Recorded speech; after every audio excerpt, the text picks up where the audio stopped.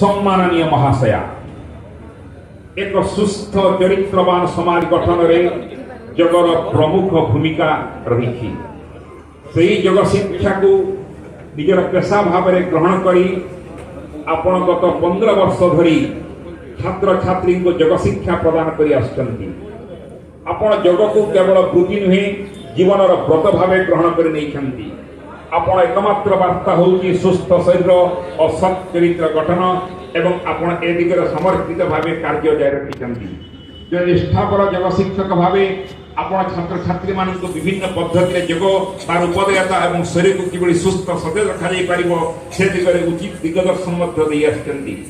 आपण को जने दक्ष योगगुरु परिचय प्रदान करिछि आपण योग शिक्षा आपण भारतर महान संत साधु सन्यासी स्वामी सतनानंद सरस्वती स्वामी तेजानंद सरस्वती स्वामी आदित्य चैतन्य स्वामी रामदेव महाराज अधीन उपयुक्त तालीम प्राप्त होई राज्य भारतर विभिन्न स्थान आयोजित योग शिविर मानकर योग गुरु माँ भाव शिक्षा प्रदान करी उच्च प्रशंसित होइछंती आपण एपर्यंत 2000 ऊर्ध्व योग शिविर संयोजन करी एक विरल कृतित्व अधिकारी मत होइछंती जगर प्रचार प्रसार विकास क्षेत्र में आपण उल्लेखनीय अवदान को सश्रद्ध स्वीकृति जनाई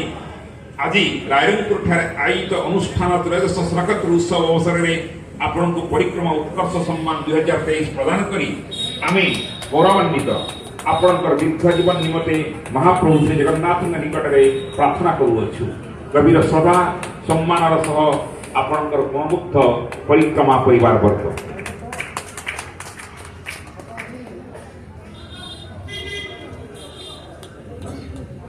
सबु प्रतिभा मानक नहीं एक फोटो सेशन कार्यक्रम रही विनम्र निवेदन आपण माने अपेक्षा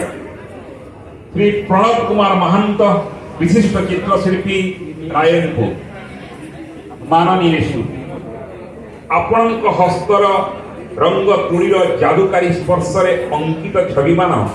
सते जेमिति जीवंत प्राय नृत्यरता हो उठती यही आपण